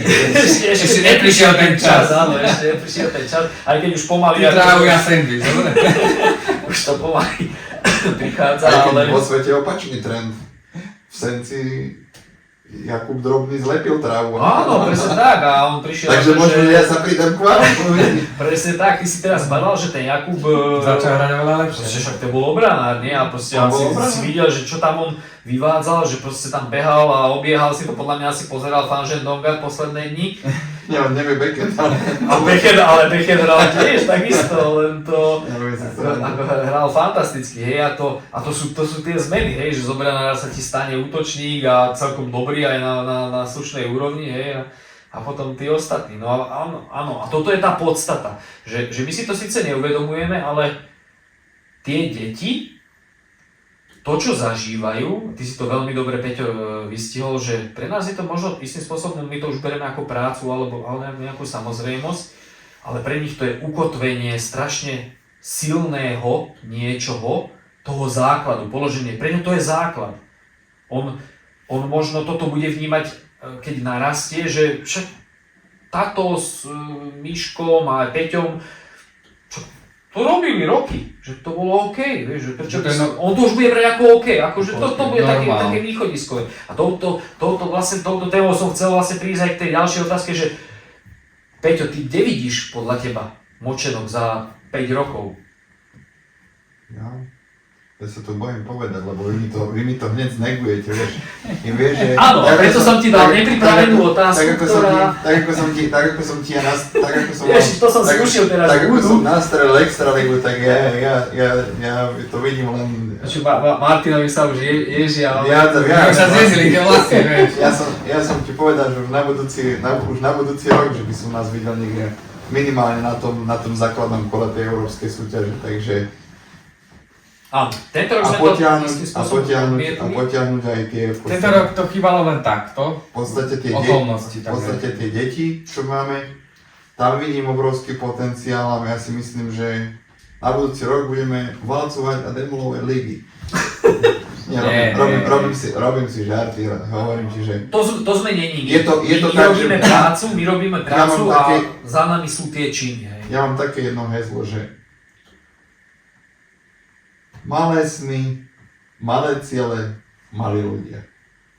Veľkí ľudia, veľké ciele, veľké sny a veľké úspechy. To znamená, že ja považujem nás za veľkých ľudí v tomto a tým som asi povedal všetko, čo sa týka tohoto. Takže neprestávame snívať, tak ako sme začali snívať od začiatku a naozaj, však sme v podstate začínali druhou ligou, nie, a od druhej ligy sme išli do tej prvej. Štvrtou, to sme my ešte To hovorili. by ste... My sme začínali štvrtou, zo štvrtej do tretej. To sa už aj bojím povedať, ale tak by ste To začínali ty už nevieš. do štvrtej, ale v podstate začínali sme od tej druhej cez tú prvú, cez extraligu a ideme ďalej. Dobre, možno by som to troška už smeroval k takému tomu záveru. Za mňa by som možno chcel povedať ešte možno toľko, že v športe sa dá vyhrať zápas aj liga. To to proste dokážeš, keď máš nejaký tím, ale vybudovať jeden dobrý klub, to nejde len tak. Hej.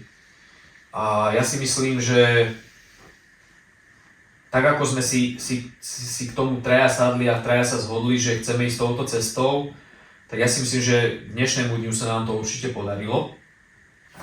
Myslím si, že to vnímate tiež podobne. Ja som strašne rád, že sa nám to podarilo uskutočniť, že sme do toho išli naozaj s plnými gaťami, ani neviem čoho, ale dokázali sme to presadiť a veriť slepo tak strašne tomu, že sme to dotiahli niekde, kde sme momentálne my teraz. A už len verím, že dokážeme pokračovať. Aj keď by sa nám to nepodarilo, lebo naozaj tie okolnosti, ten šport nie je jednoduchý na Slovensku. Ale to, čo sme k dnešnému dňu dokázali, chalani, ja si myslím, že úplne, že sme to dali, ako sa hovorí. Sme to dali. Ja som veľmi rád, že ste dnes večer prišli, že sme si podebatovali, troška sme sa pobavili aj otvorene o nejakých iných veciach, o zákulisí, o tom našom zmýšľaní. A chcem, aby sme vedeli ešte pokračovať, piť v tomto trende a verím, že zdravie a okolnosti nám Hovorí si byť či piť v tomto trende? Byť. Keď, tak môžeme aj piť. Takže ďakujem vám ešte raz, že ste prišli. A ešte sa určite treba, keď už teda končíme, tak určite treba poďakovať aj našim blízkym, ktorí to trpia, toto celé naše extempore. Tak to je dôležité, naša rodinka hlavne. Áno, to je veľmi dôležité, že tá podpora, ktorú dostávame. Našim blízkym, našim deťom, ktorým berieme čas za to, aby sme robili naše sny a sme vďační, že im plníme, a všetkým, ktorí sú v tom týme, v tom Močenku zainteresovaní. Každý jeden, ktorý je v tom zainteresovaný, ktorý pracuje a pomáha nám, či už sú to hráči, či už tam niekto robí nejaké rozhovory, či niekto pomáha pri prerábkach tej haly na to, aby sme vyzerali ako Bundesliga, či si to ty, Maťo, ktorý tomu venuješ deň, noc, Miško, ty robíš všetko okolo toho. Ja koľko času splním, takže myslím si, že tam si musíme my, tak ako to robia v Amerike, postaviť sa, zatliskať sa a povedať si, že ďakujeme si navzájom. Áno, v podstate ja som takú myšlienku len, že my sme buď takí v tej včeličky, že každý si pomáha, alebo aj tie mravce, že v podstate, že tam je veľa tých chalanov, ktorí tvoria tú skladačku celého klubu a v podstate všetkým patrí to ďakujem, lebo bez nich by sme neboli my. Toto si mal raz veľmi veľkú pravdu. Čiže ďakujeme vám všetkým podporovateľom, našim klubovým členom, samozrejme všetkým, čo sú na súpiske, možno aj tým, čo sú neni a chceli by byť. Držíme spolu a ako hovoríme, chceme robiť šport lepším. A možno na Slovensku ho chceme trošku zviditeľniť ho. A možno doviesť trošku ten šport tým atmosféram, ako je v Čechách. To je môj taký sen. Možno to zažije môj syn, že možno ja nie. Ale budem sa snažiť o to. V tom močenskom klube presadzovať túto myšlienku a budem vplývať na tom slovenskom prostredí. Vy mi v tom budete, dúfam, pomáhať. A nielen vy, ale všetci chalani v klube. A ja budem rád, keď sa pridajú ostatné kluby na Slovensku a pôjdu touto nejakou myšlienkou, že spropagovať ten šport, spropagovať ho na rôznych úrovniach a aby sa o ňom vedelo, písalo, aby bol v telke. To je taký môj sen. A čo je dôležité, ja si myslím tiež možno povedať, že nie len v extralige, nie len v prvej, nie len v tých najvyšších súťažiach, lebo proste ak tomu veríte a keď idete za tým a naozaj robíte tú mravenčiu prácu, tú ťažkú, s otvoreným srdiečkom, tak verte tomu, že sa to podarí. Podarilo sa to aj nám.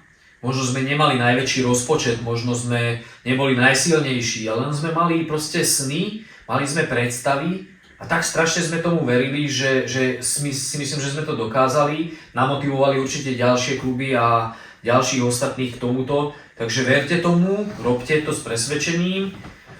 A naozaj nie len Extraliga, nie len prvá, nie len najvyššia, ale vidíte, že dá sa to proste aj od tých nižších súťaží. Len treba pracovať, veriť tomu a ísť ďalej a dopredu. Takže ďakujeme ešte raz za pozornosť. Vidíme sa potom na ďalšom podcastovom čísle, možno, ktoré príde už onedlho. Uvidíme, že či sa nám to podarí urobiť takto live znova cez video, alebo to urobíme cez konferenčného koly, ako sme sa už tiež bavili, lebo máme rozrobené ďalšie zaujímavé projekty a témy. Takže ďakujem ešte raz za pozornosť a do počutia, dovidenia. Ahojte. Počkajte, ahojte.